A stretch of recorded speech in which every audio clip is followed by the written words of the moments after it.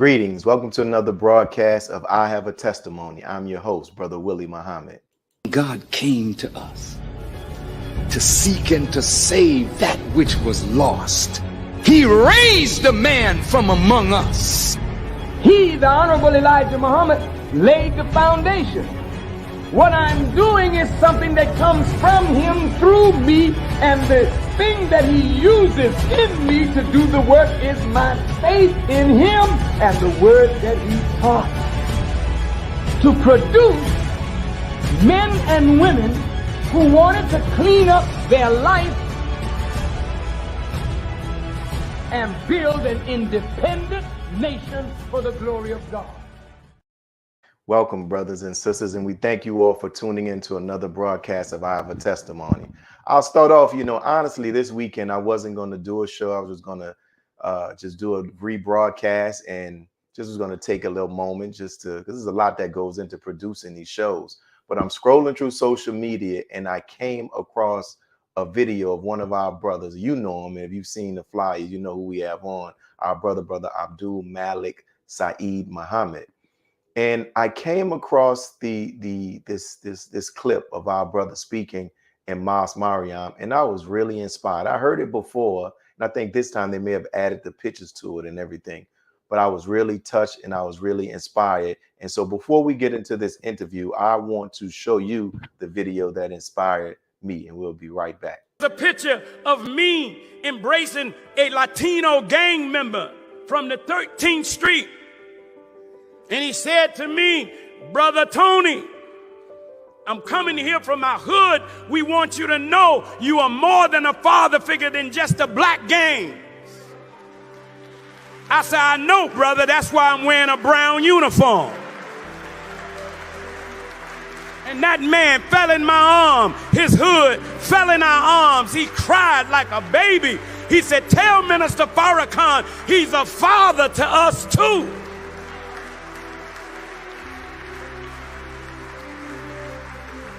Oh man, the Spirit of God is rising. He used Nipsey Hussle. Then after that, other gang members, the Samoan gang. Oh my God, you ever seen the Samoan gang? They're called the Tonga Crips. A brother, he was 6'5", came to me. "Brother, you Tony Muhammad?" I looked up, I said, "Yes, sir."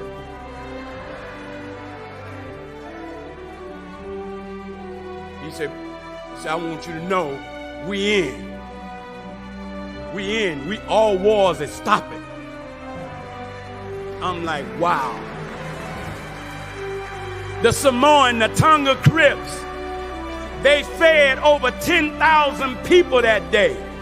Because the island that they're from in the Pacific, they say they're from an island of love. I'm talking, brother, we ain't never seen this kind of unity. On that day, the Rolling 60s has been in the longest fighting war in the history of gangs in LA. It was the Rolling 60s and the A-Tray gangsters that started Crips killing Crips. And when on this day, the A-Tray gangsters and the Rolling 60s came together in the parking lot, everybody got scared because that war is so bloody and so deep that when the A-Tray gangsters showed up to their mortal enemies, they faced each other and they stared each other down, and then a few minutes later they embraced and they say, "The war is over. We're tired of this." Everybody started crying. The police started crying. The women started crying. There's a picture. Whew, man. Assalamu alaikum, my brother. Wa alaikum salam. Man, that really touched me. And I think it's interesting you was talking about the Samoans. I heard the brother Ed Lover, he was talking about how Ice-T and some of the Samoan Booyah tribe had saved them from getting a beat down at a party one time. He was talking about how large they are. And I just watch videos online, and I know that conflict between the eight tray you said? A-Trays, yes. A-Trays and the Rolling 60s is deep. And I think that just moved me, man. So if you can, just talk more about what you were talking about in that clip. Yeah. First, Brother Willie, thank you for, just allowing me to come onto this platform that I love. I love I have a testimony, and I'm honored to be with you, my brother, my friend, and colleague, man. I respect the work that you and the believers do in New Orleans.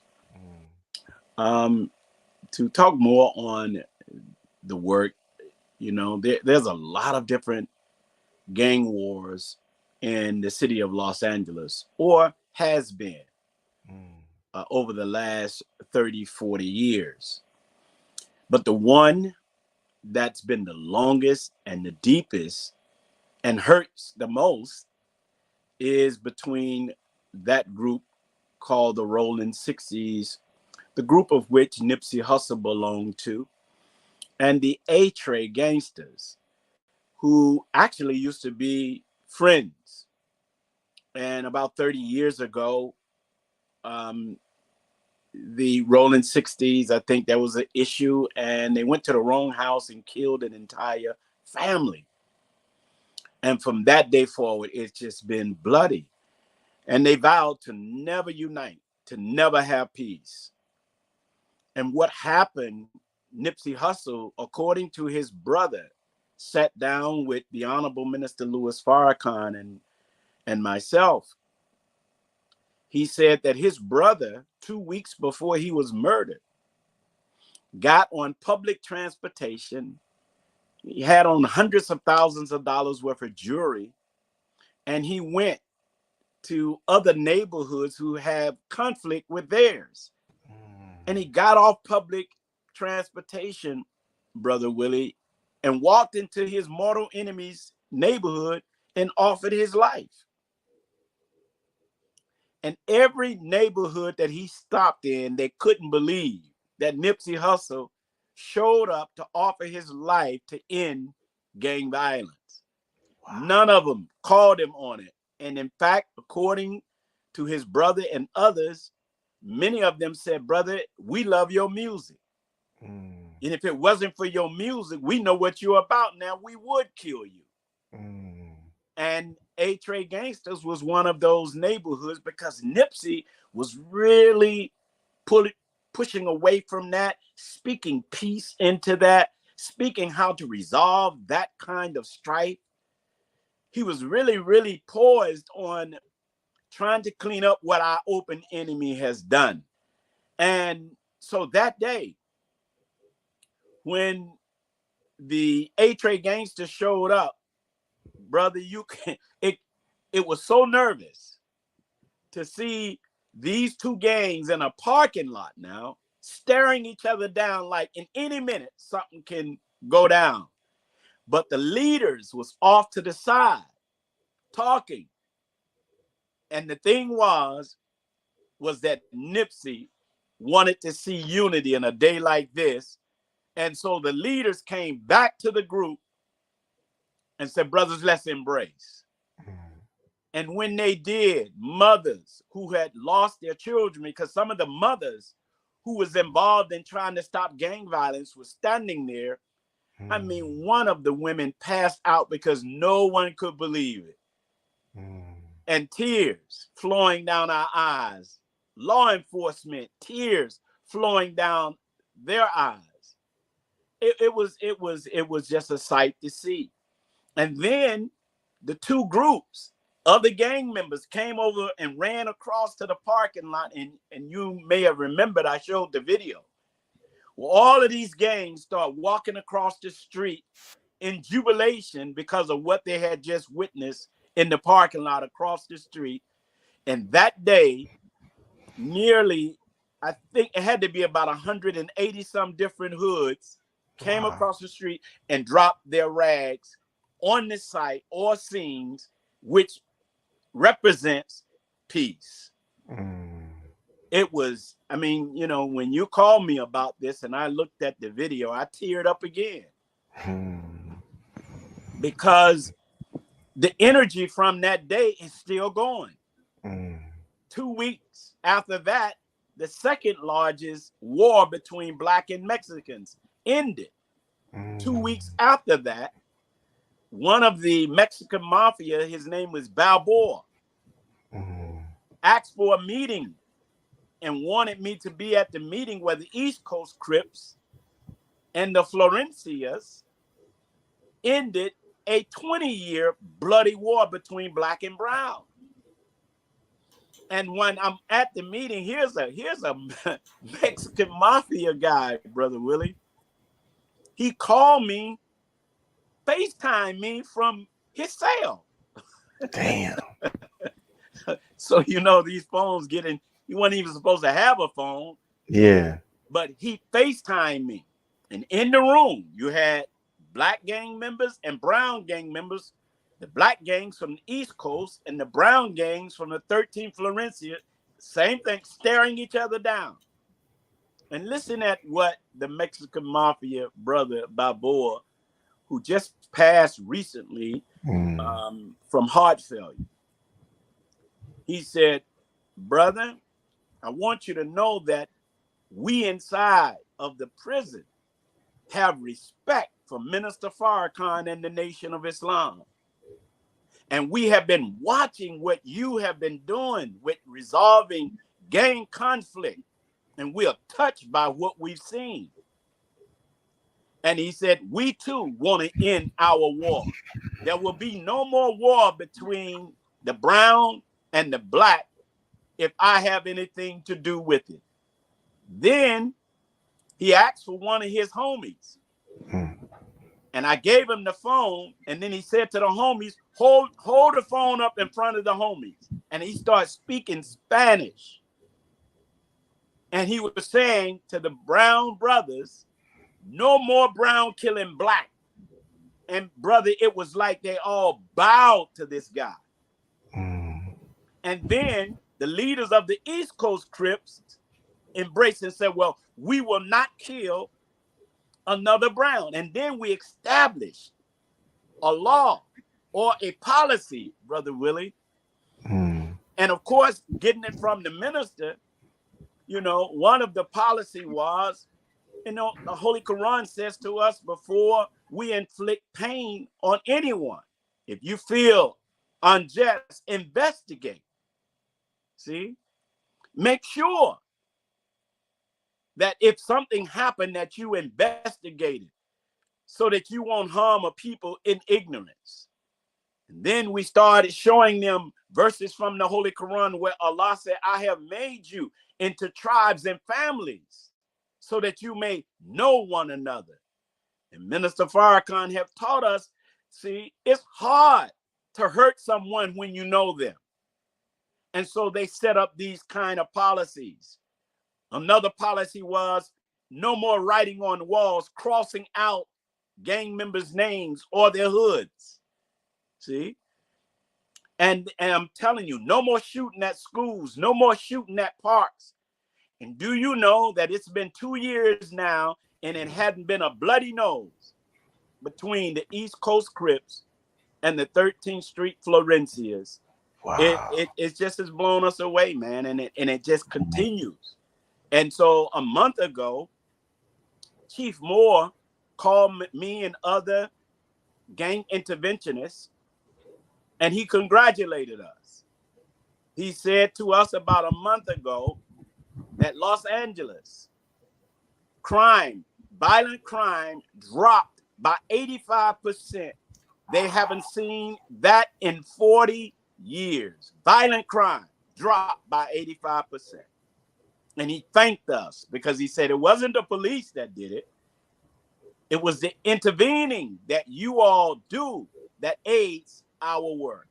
Man, this is one of the, man, I just got tears, got my eyes, just emotional, man. This is one of the reasons why I like that we have the ability to do these shows, because we get the opportunity to record these histories and these testimonies. You know what I'm saying? Because yes, the enemy doesn't do that. And we need to know that, there are people who are out here who are doing great things. And Brother Malik, I thank you for what you shared and just the motivation that it gives, and inspiration, and the hope. And that leads me to my next question. When we were talking this week, you talked about how you are embarking on, it's kind of developing to a series. You're about to do part 2 of it, and we'll bring it up, where you're dealing how to redeem a people, part 1, and how to redeem a people, part 2, right?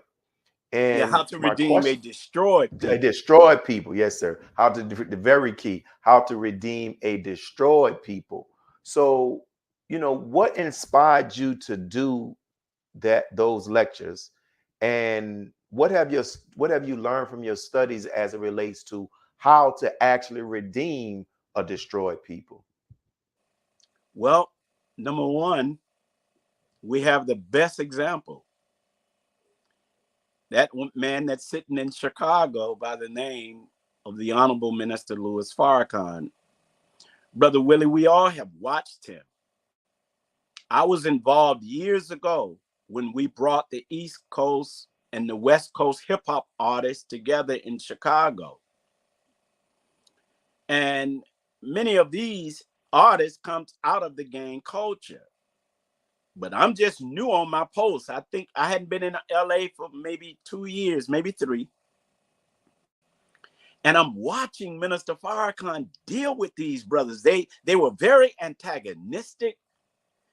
You know us, man. We don't like people to curse around the minister or get loud.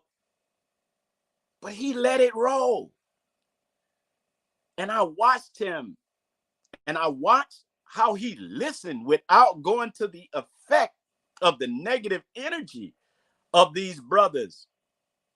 He kept what I call that beautiful poker face and allowed the brothers to express themselves. And when they finished, because many was cussing the brother, hold on, brother, don't do that in front. The minister said, no, brother, leave my brother alone. This is how they express themselves. Let him express himself. I say, wow. I witnessed the deep love. And I'm saying to myself as I'm sitting watching the minister, I said, his level of love and the veracity and the intensity of his love is stronger than their hate. So it was Minister Farrakhan's love on display that made everybody in that room feel comfortable. And I said to myself, that's how I want to be. I can't go among gang members, and let them cause me to lose my cool with them because they've been made savages. See, what has 400 years of the worst treatment that has ever been done to a people? And now we found out and know that in what is called the genome of your cell, trauma can be passed on from generation to generation. And we also know that in your psyche, you now begin to take on the personality of the people who did this to you. So they called us niggas. Now look at what we do. See? They used to ride by on horses and whip us and beat us with whips or track us down if we try to run away. Look at what we're doing. Drive-by shooting. Brother try to run, we running down and shooting. Well, whose mind are we operating in? And when I saw that, and I saw the minister, he did not speak into their condition, Brother Willie. He went around their condition and he spoke to their soul. He started telling them who they really were. I said, whoa. He didn't see gang members. He saw potential gods. He didn't see gang members. He saw warriors for God. And he said, brother, I love your spirit to fight, but may I suggest something? You're fighting the wrong enemy. See, your open enemy have pit you one against the other. And now he's using the rap music as an instrument and a weapon because you started using rap music first to wake each other up. And when conscious rap was on the scene, see, motivated through the teachings of the Honorable Elijah Muhammad, our enemy could not have that. And so they took gangster rap and used it against us. So now, Brother Willie, what I've learned over the 28 years in the 1 Corinthians chapter 13, where Paul talks about the kind of love you have to redeem a destroyed people. See? And I learned that from the minister. Sometimes we would go in gang hoods and they would tell us, man, nation, get the hell out of here, man. Y'all kill man. We ain't with this. And I would tell the brothers, no, brothers, don't get upset. We got to take this. I said, because remember, all that came before us was robbers and thieves. And I would say to the brothers, brother, I understand. I apologize if we did something to offend you, brother. We just here as your brothers. Well, we don't want to hear that. I said, no problem, my dear brother. I said, we'll come back at another time. And we'll turn and walk away. And one of the brothers will say, hold up, Brother Muhammad. He don't speak for all of us. See, but because I didn't go and give him what he gave me. See? In martial arts, that's called taking a man's own momentum and using it against him. And they called us back, and some of the brothers who was with me said, man, I don't see how you do it, brother. I wanted to cuss them. They shouldn't have talked to you like that. I said, see, brother, we can't put so much on ourselves. If you can't redeem these brothers, they are like wild animals, and we got to be the animal tamer. I said, Master Fard Muhammad, whom we believe and know is God in person, he was physically assaulted. And what did he tell the Honorable Elijah Muhammad? He showed him what he's going to have to take to redeem a destroyed people. Because really, our people by nature are loving people, but by circumstance, we have been reduced to the beast of the fields. But the teachings, Brother Willie, that we have, if we use it right, if we go in with the right spirit, see, we can call on the best of the spirit of the craziest brother in the streets. And so now I've gotten to the point, Brother Willie, where I tell the brothers, take me to the worst people. See, and just sit among them. I said, brother, because let me just say this, in some cities, even in LA sometimes we only go among our people when we want something.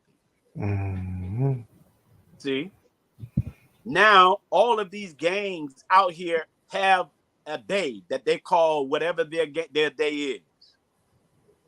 I go to their day. They smoking reefer, they getting high, they playing crazy music.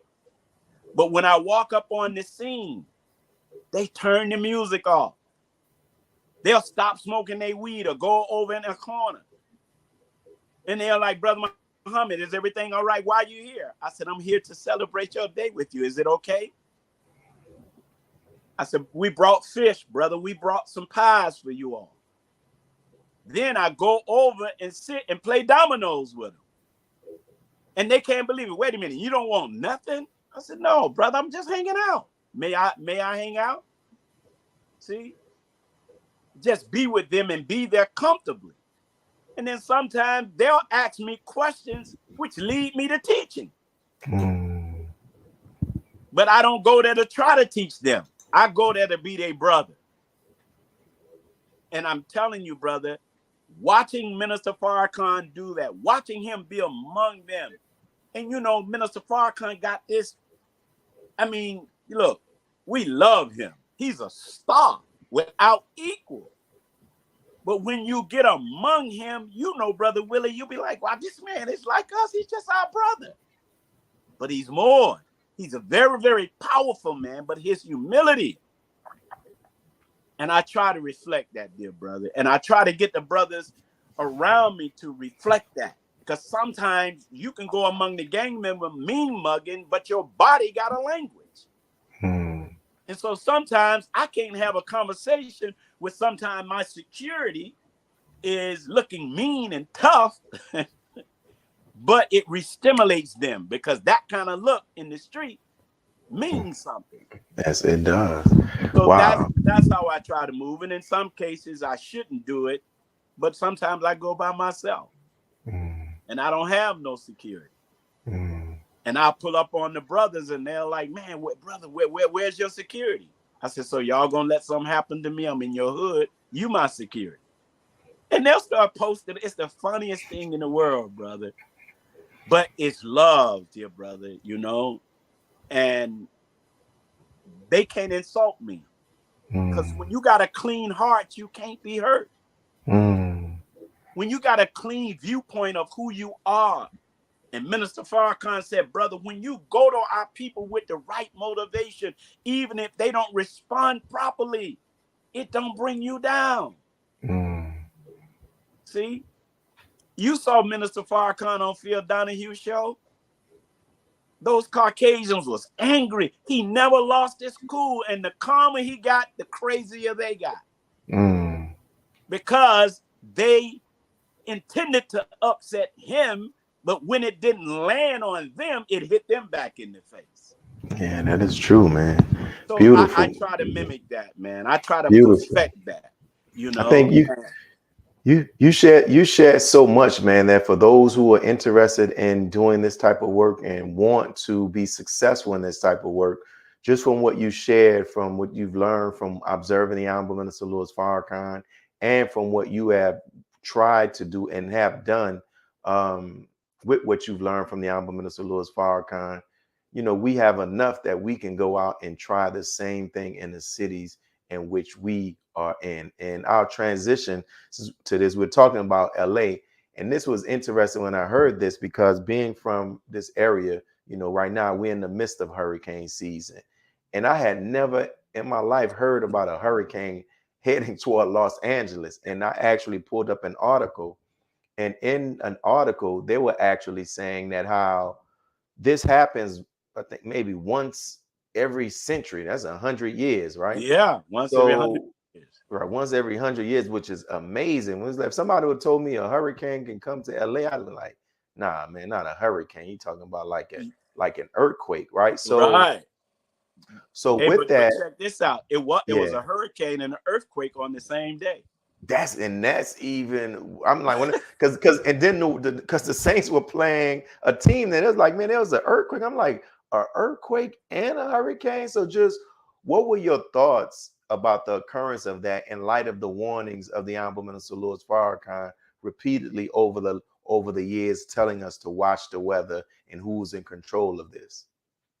Yeah, well, you know, the scripture says to us about the weather that there's going to be wars and rumors of wars and earthquakes in diverse places, and everything Minister Farrakhan has told us that will come to bear. It's happening. You know, not just the earthquakes and the rain, but the fires. And he said to us that real soon you're going to see weather hitting the east and the west coast, pushing the people to the middle. But you know, something that strikes me is our people. Many of our people are aware of what Minister Farrakhan have said. And it really blows me away that when it seems to be trouble, our mosque meetings fill up with people because of these prophecies. And to be honest, brother, I don't want to say beautiful, but these earthquakes, and when we saw the hurricane that hit, it did not touch the Black community, but it destroyed the white areas. And the same thing with the earthquake. It hit in an area called Ojai, an area where many whites moved out of the inner cities and into those areas. You know, but we get a chance to watch this, and then we watch our people. Our people is not as asleep as some of us may think. See, so when these atrocities hit, for us out here in LA, we see an increase in our mosque meeting, or even pastors will call me. It's like, man, Minister Farrakhan told us to watch the weather. I'm like, wow, I didn't know y'all was listening. And so, no, brother, what we've suffered in this country is going to be answered by God. I'm sorry, if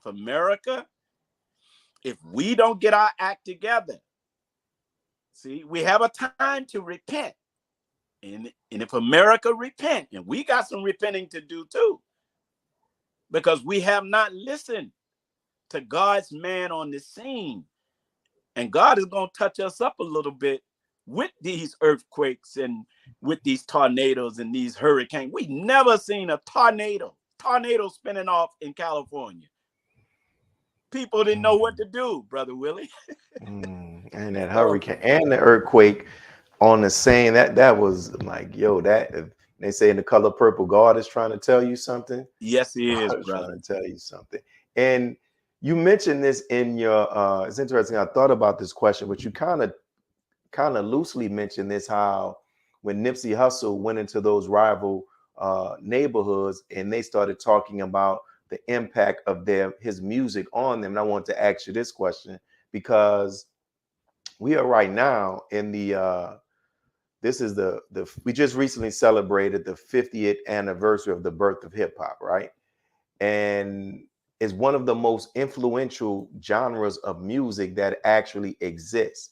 And from your perspective, can you talk about, do you believe that hip hop has helped to lessen some of the tensions and help build some alliances between the various street organizations in Los Angeles? Yeah, it's done both. It's helped and it's hurt. But I'll say this, well, to me, Nipsey Hussle, his influence on hip hop and the community through hip hop blew us away. I mean, we saw artists come together, see, but we never saw hoods come together through music. And so this was the first time his music brought hoods together, which shows you the power. I heard Minister Farrakhan say to the hip hop artists once, and he's telling them, do you really realize who you are? You're the artist.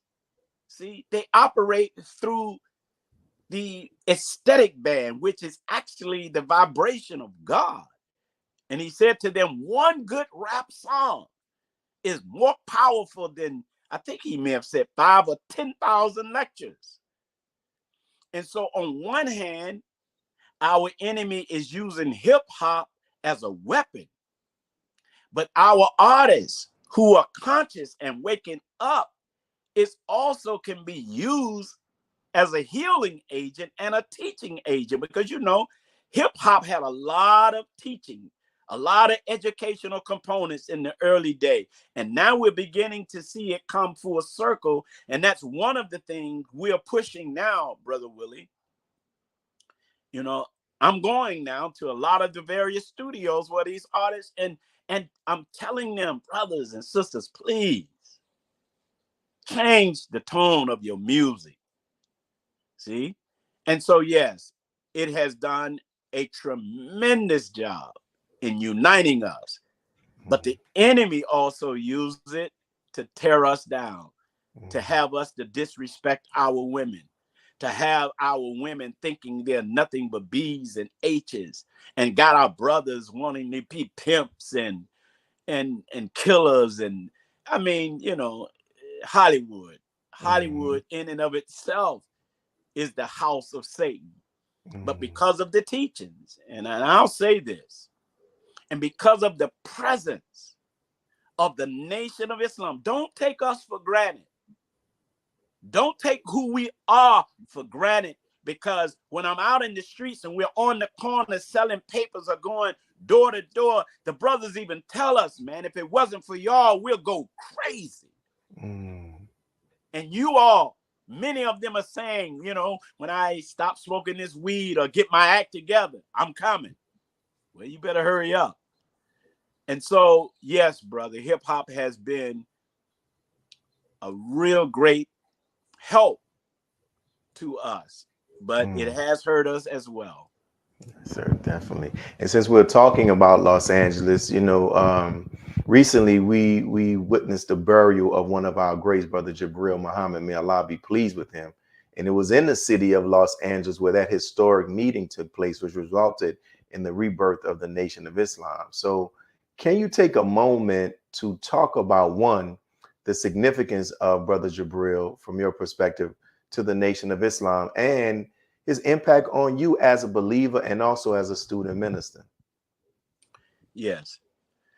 You know, it's amazing how sometimes it takes God to take a person off the scene before you really realize who that person was and is.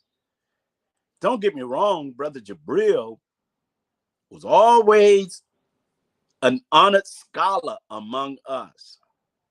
In fact, to be honest, I was intimidated, Brother Willie, by Brother Jabril, because Brother Jabril was one of those teachers that wanted to make sure you understood who Minister Farrakhan is and how to represent this teachings and how to use it in a way to defeat all arguments. And so Brother Jabril, he was the angel Jabril among us. And it was Prophet Muhammad, peace be upon him, who met Jabril on the west side of the mountain. And it was Brother Jabril who met Minister Farrakhan after the fall of the Nation of Islam on the West Coast in a hotel and gave him a book to read.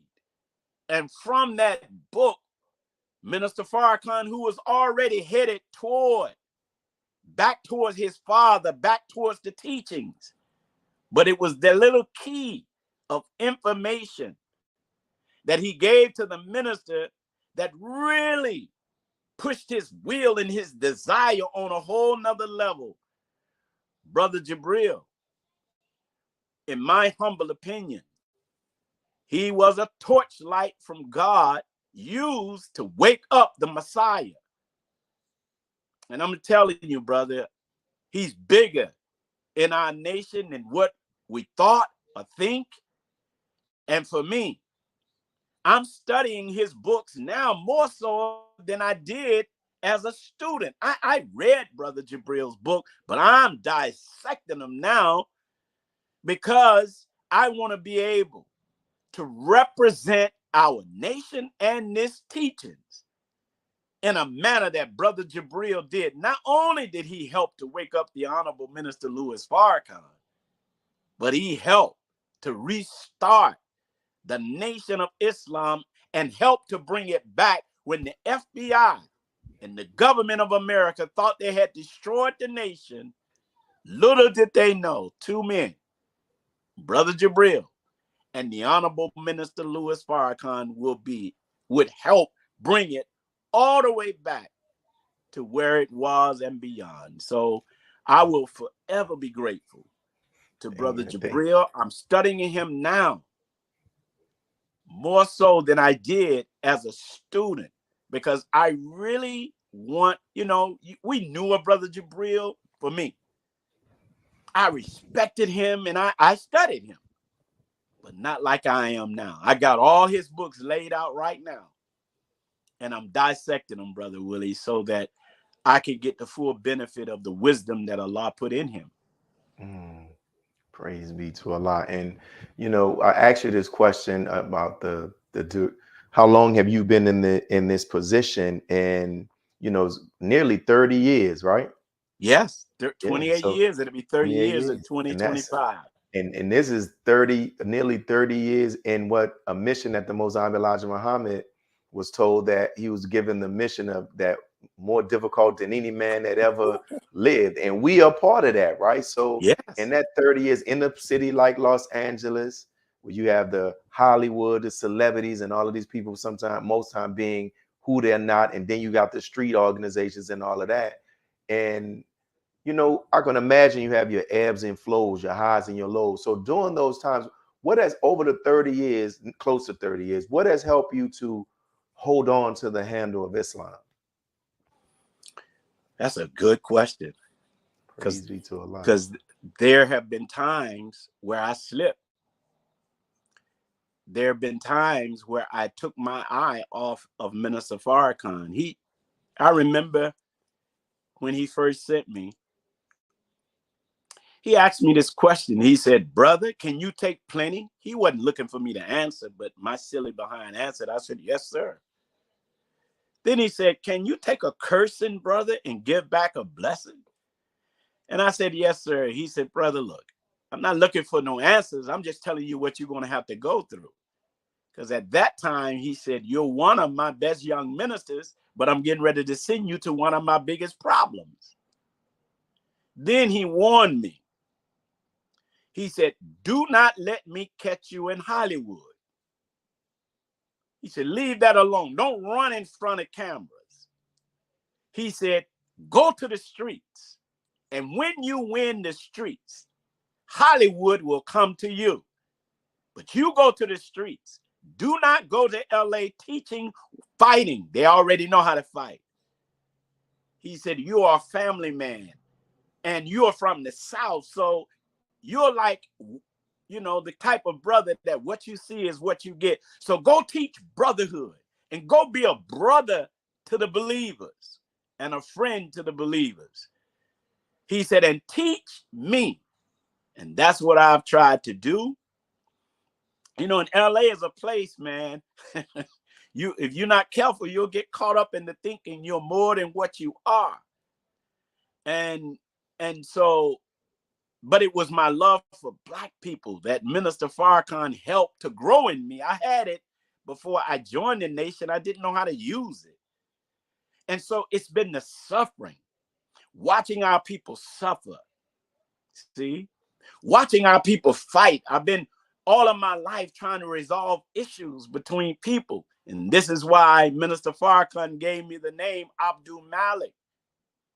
And he said, brother Malik, it's not Malik, it's Malik, like in the prayer.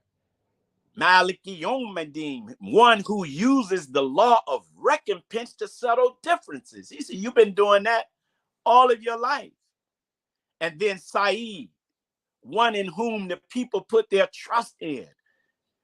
And when I would want to give up, Brother Willie, or when I would slip or feel bad about certain sins, and I'm walking the streets and people would come to me and tell me what I mean to them in the middle of me wanting to quit, is what helped me to hold on, because sometimes you don't see the impact that you're having. And so it's been our people who have thanked me and who tell me what I've done. Mothers, I didn't even realize, you know, every time there's a killing and I hear about it, I go to that scene. And so it's the mothers and it's the homies who tell me at a time when I'm down sometimes, no, brother, you don't realize what you mean to us. And that pulled me right back, dear brother. And so that's what I have used. I have used the body of work, the good that I have done that comes back to me from others, that keeps me strong. And then I watch the minister. This man is 90 years old. I watched the minister fight cancer. Many of us who see the minister in bitter pain, he never complained. He never quit his post. He never stopped loving our people. He never give up on our people. So when I feel that weakness, see, I just lean on his love. I just lean on his strength like a little boy would do his father. And I listen to his lectures and I get re-inspired and I get my behind back out there and try to do my duty.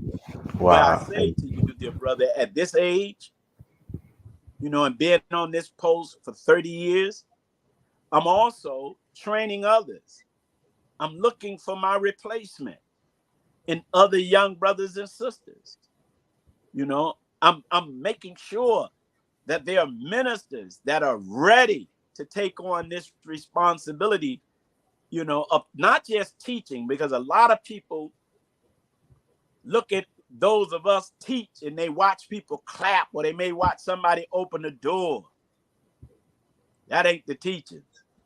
It's when you come down. So I try to teach brothers how to be a pastor to suffering Black people. So I take them with me when I'm, I would say, consoling mothers or consoling hoods. Sometimes I go to the hospital and just ask, can I just go and visit some of the people? And I'll go in convalescence home, a hospital, and just pray for the people. See, I do the same thing with sober living homes. I just drive up to sober living homes, sit on the porch, holler at the brothers, say, brother, I just came to pray for y'all. And I let the young brothers and sisters see me doing things like that. And that is what moves them. Teachings, anyone can do that. But pastoring and tending to the pain of our people, that's difficult. Beautiful, man. And thank you for sharing that. And also just thank you for your transparency, because, you know, some people will try to pretend and act like we don't have our ups and our downs with this, but we do, man. And if we are honest about that, it makes us more relatable to people, and people can know that they're talking to somebody who once was down, but now they're up, right? And this question kind of relates to what you're going to be talking about tomorrow and what you talked about on last Sunday. You know, we talked via text message about how possibly as a reason, you know, the perceived slowness of our people's resurrection as being one of the factors that has kind of lessened the zeal of some in the ranks to go after our people, you know. So what guidance could you give to those who may be watching this, who may have lost that zeal, or maybe losing that zeal to participate in the work of resurrection, or how they or we can get that zeal back? Well, Minister Farrakhan put us on a study course called self-improvement. Self-improvement, why? Because the hardest person to help is yourself. A lot of us, Brother Willie, we got demons in our head. And you know, we have a lesson that says, why does Muhammad and any Muslim murder the devil? We're not talking about no devil on the outside. 400 years have developed devils in us.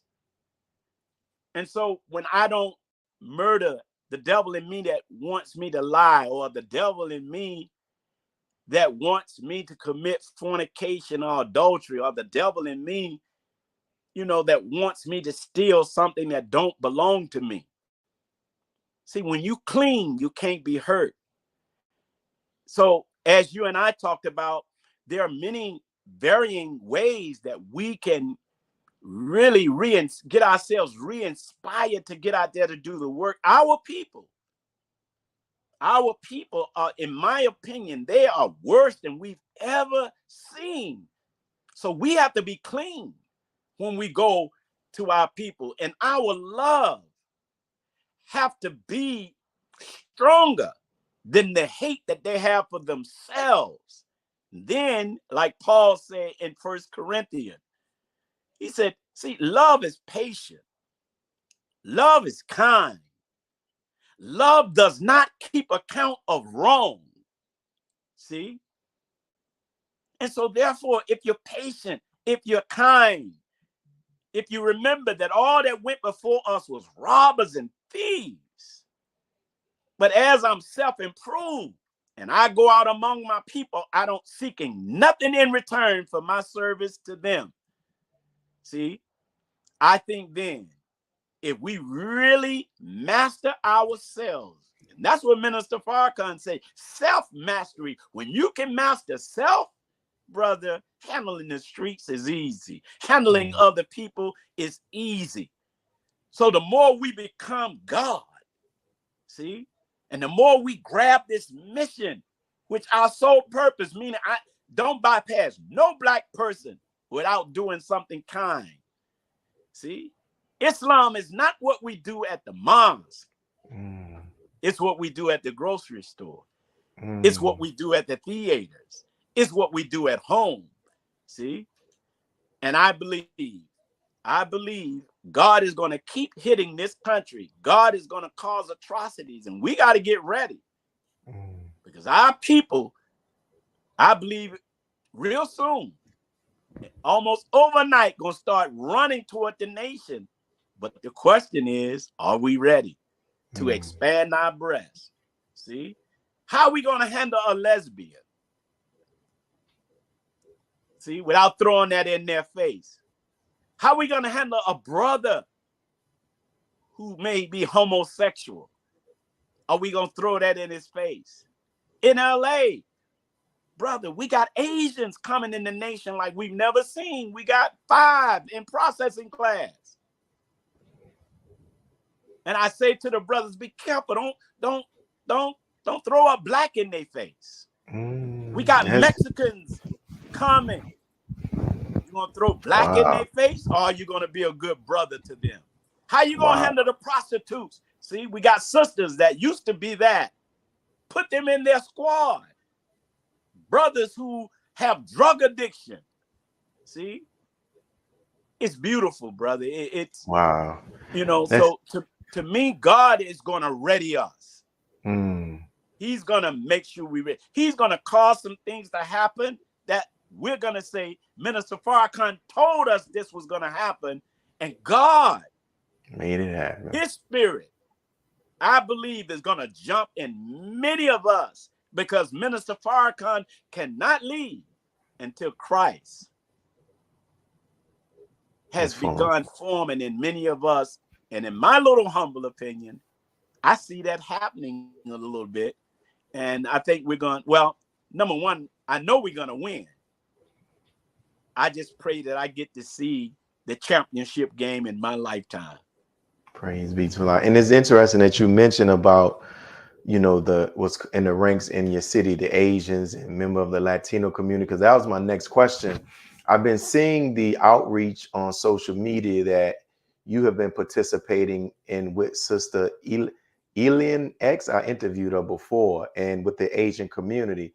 Can you talk about that effort? And also, like you mentioned, if many of us want to be honest, most of us have just our experience with the teachings is teaching other Black people, and not all of the segment of the human family. Most of us don't have that. I remember how impactful I was impacted by hearing Brother Abel give his testimony and talk. So can you talk about, one, the effort that you all are engaging in, but also if you can share 1 or 2 little practical things that those of us in the ministry and even those who are believers can use when we're dealing with our brothers from the Asian community and sisters from the Asian community and from the Latin community as well.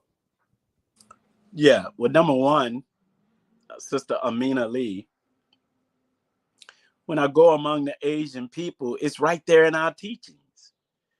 The question was asked of the Honorable Elijah Muhammad, so I use history. History, you know, is best rewarding and most attractive in all of our research. That the planet at one time before Caucasians ruled, our Earth used to be called Asia. And so the question was asked of the Honorable, and this is what I say when I go among the Asian family. I said, do you all realize we didn't call ourselves Black Muslims? The white man did that. And then I tell them that this man who came from the East, Master Farrakhan Muhammad, asked the Honorable Elijah Muhammad a question: who is the original man? I said, listen at the answer. The original man is the Asiatic Black man. Man, when I say that, it blew them away. You could see their eyes come open. So we're the Asiatic Black man. And when I say that, you know, that Africa was called East Asia, Europe was called Eurasia, this was called West Asia, and then many of them will start pulling up pictures of their grandmother or their great-great-grandmother, and you will see dark-skinned Asian people. It's right there in our teachings. And I remember when the minister cautioned us and warned us not to become black Muslim Jews, to where we're so bourgeois, all we want to do is throw black in people's face. So he told me, he said, brother, LA is becoming more Latino, more Chicano. They don't like to be called Latino. He said, they're becoming more Chicano. So don't use black in your teachings a lot. Use the word original. And now we got to start inviting the original family. So when I go among our Chicano brothers and sisters, I do the same thing. I show them in our teaching, whether Chicano or what is called the Native American was exiled from Africa 16,000 years ago for breaking the law of God. So did the black man, so did the white man. Now all of us are here. See? And I also said to them and show them where Spanish is not your language. It is the language you got after you was raped by the Spaniards. So when you teach people their history and you make the plug and show that we all are from the same area, we are all from the same tribe, that has been very successful for me. And so this young brother named China Mac, very well known in the hip hop community, he just cried when I showed him aspects of the teachings, and I did not know that he made it known to us that he was a 5%er. I said, oh my God. So just using the language, and we're taught that we have to speak the language of the people correctly. And so Asian community, they start suffering. There was a big killing at a dance hall of elderly Asians where a guy went in there and shot up everybody. I took about 40 or 50 of the believers, and we put candles down, and they couldn't believe it. We showed up in our uniforms just like we did Nipsey. See, people may have seen us do in our uniform for Nipsey, but do you know, Brother Willie, we always do that. Social media just picked it up because it was done for Nipsey. We haven't done it on that level, but we always go. So I went to the Asians, and look, and I know, is there problems between our two communities? Yeah. But I'm not going to let the media tell me who I can and cannot talk to. I know the media exacerbate tensions between us. So when I went and we laid down wreaths and we laid down candles, they would come and just embrace us and hug us. And then I would use that opportunity to say, we need to talk. We're not enemies. All black people are not out to get you. And all Asians, and that's how it started with Amina Lee. And we would go and we sit and we meet with them in their community. And we eat what we could eat from among their cooking. 2 months later, they'd come to our community. They come to the peace rides. And then they see the peace riders, the bikers, the low riders embrace them. See, man, we tearing down walls, Brother Willie. And so, again, I watch the minister. I watch him, brother. I watch him embrace. I don't care what your color is. When you come in his presence, I watch how he communicate with human beings. Because we are the rich.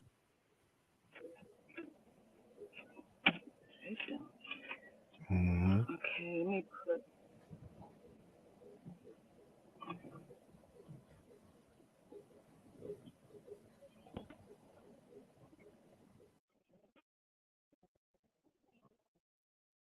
You kind of, can you, wait, I'll say the kind of sound when I bring back. Your sound went out. Oh, there can we you hear go. me now? Yeah. I missed the last. You said the last part. You said because you watch him. I mean, I watch the minister. I watch him. I watch other ethnicities, even whites, come among him, and he handles them out of respect. He does. And then he speaks to them from where they are, and he don't talk down to them. I try to reflect that, my dear brother. And And then the I work. tell them who they, and I embrace them. And I mean, and that it has worked for us. So now we got Asians that's joining the Nation of and in processing class as we speak. I mean, all of that is a testimony of your work and the outreach that you're doing, and even in the clip with the Samoan brothers, a brother from from the Hispanic community, a street organization that came out as a testament of your work. And as we get ready to transition, a few more questions. I don't want to hold you all day, but congratulations to you and your family, because in October you all will be bringing in a baby boy, a grandson, right? And congratulations to you, your family, and your daughter. So I want, as you reflect over your life as a parent, what advice would you give those who are parents or those who will become parents, as now you've already entered into, but you're entering more into the grandfather stage? Well, I would say, particularly to those of us that are in the nation, we have to be what we want our children to be. Brother Willie, sometimes we are ministers in the Nation of Islam, and many of the time the believers don't see us in our vulnerable moments, but our children do. That's right. And when I look back, when Minister Farrakhan sent me here, I have to be honest, I got so busy that I kind of took my eye off my children. And I did a lot out in the community, a lot at the mosque. And sometimes when I would get home, I would be so tired that my children would try to get my attention and I would push them away.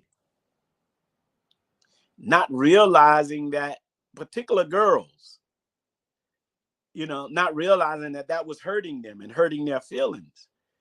And so I would say, particularly to those of us, and then sometimes we'll use the minister, because the minister talked about the sacrifices he made, where his family was concerned. And then he said, brother, I didn't tell you this, that you had to go repeat what I do.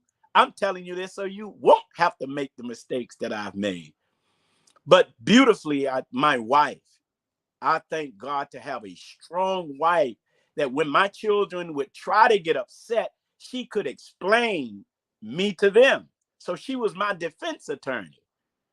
But I would say pay more attention to your children. Be balanced in the Nation of Islam. Make time for your family. Go places. Don't use Savior's Day as a vacation. That's not vacation. Take your children and your family and be balanced. Minister Farrakhan said to me, brother, you should take at least 3 vacations a year. Take your family. The work is going to be there when you get back. It's a fact.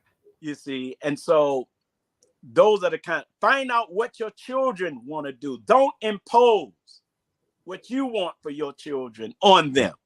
See, I play football. I wanted my son to be this great football player. See, well, he wanted to be an entertainer. I didn't like that. Can you hear me? Yeah, I can hear you. I'm listening. And so when he became an entertainer, I was disappointed. And that hurt his feelings. And then he took the drugs. And I remember going to Minister Farrakhan and said, man, I was crying about my son. He said, yeah, brother, stop pushing your son away. Stop worrying. Go to God.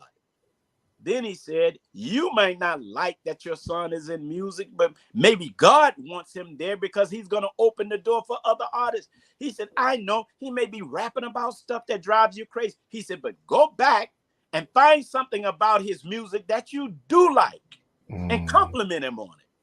Brother Willie, I did it. Blew me away. I was like, son, I like this song because you. And he looked at my wife and my son and said, who this dude is? He ain't never. And I did it so much to where he started confiding in me. And then real soon, he fell in my arm one day and he wanted to get off drugs. And now he's drug free. Praise be to But Allah. it was because I started complimenting him. I stopped beating up on him. I stopped talking about what he wasn't, and start telling him what he is and what he means, and finding things in his music, man. And God blessed me to win him back. So pay attention. Don't try to make your children something you want them to be. Find out what they want to be and support them. Beautiful, man. Beautiful. And once again, thank you for your transparency and your openness, because that's how we can begin to start learning. And just like, the Honorable Minister Louis Farrakhan has been transparent about his successes and the things that he would have liked to done better as it relates to with his children. So I appreciate you sharing that. And I asked these questions so that others who are watching this can see it, and we don't have to make the same mistakes, and we can begin to perfect ourselves. And you mentioned your wife, and I want to ask you this, because you all have been married over 30 years. I think you all recently just celebrated 36, was it?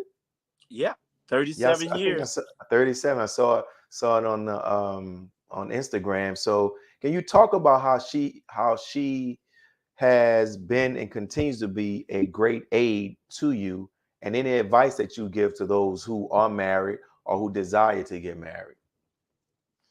Yeah. Well, number one, I met my wife in college. And so my wife always knew the type of person that I was. I love helping people.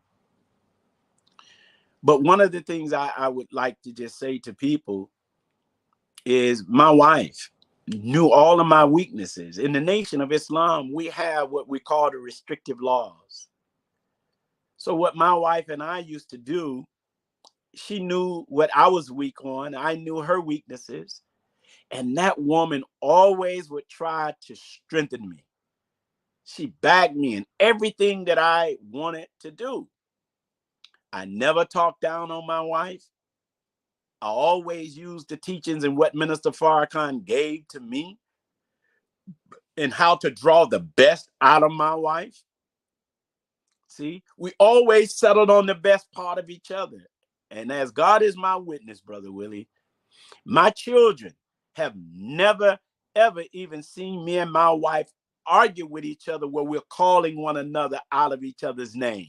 No, that's my friend. Second to Allah and the minister, that's my friend. See, so she's my helpmeet. Even in my lectures, anything I do, the minister said, brother, whatever you want out of life, tell your wife. See, because she'll start putting things together to help you, because if she see that what you want is going to help her be secure, she'll help you. So I've always let my wife help me. Many of my lectures, I don't go to the rostrum until I run it by my wife. And she'll change this word because she was an English teacher. I changed that word. And so that's the advice, dear brother. And you got to be long suffering. You got to be patient. So when I see the words come up out of my wife, I never throw it in her face. I just get quiet. And we spend a lot of time together. We take trips together. We go on vacations. And so for me, dear brother, I think that has worked for me. It's so much more. I'll close with this. We try to pray. I have what is called a marital diagnostic. And my wife and I always, try to pray together, at least in the morning, that morning prayer. And that praying together has helped us to weather a lot of storms. We go to the mosque together. We study together. When I come home and see my wife studying the teachings or reading the Quran, it's something about seeing that humbles you, because we try to make sure that God is always present. Minister Farrakhan said this. He said, brother, your wife does not belong to you. Always treat your wife like God is going to knock on the door. And when God knocks on that door, the first thing he's going to want to see is the condition of your wife. What is her mental state?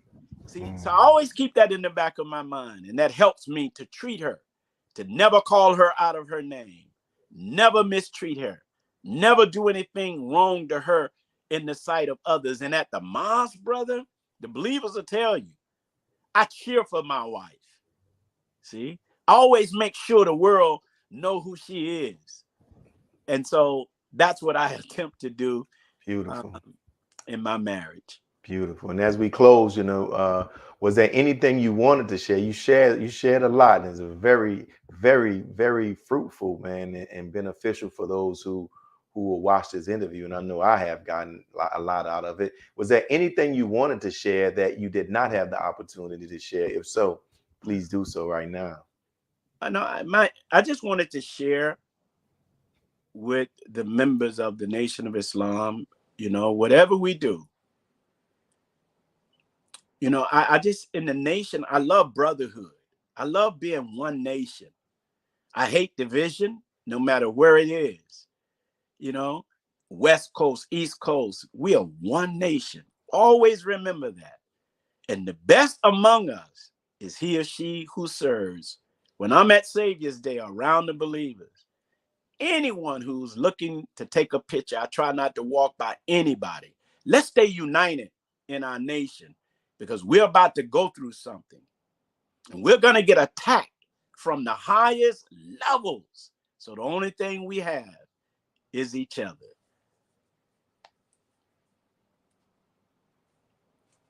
So that's what I would like to leave us with, is let's stay together. Let's love you one another, as the minister have always asked us to do. So thank you, Brother Willie. Thank you, my brother. Give your families the greetings, and thank you for all that you shared, and also give the believers the greeting as well. Assalamu alaikum. Wa alaikum salam.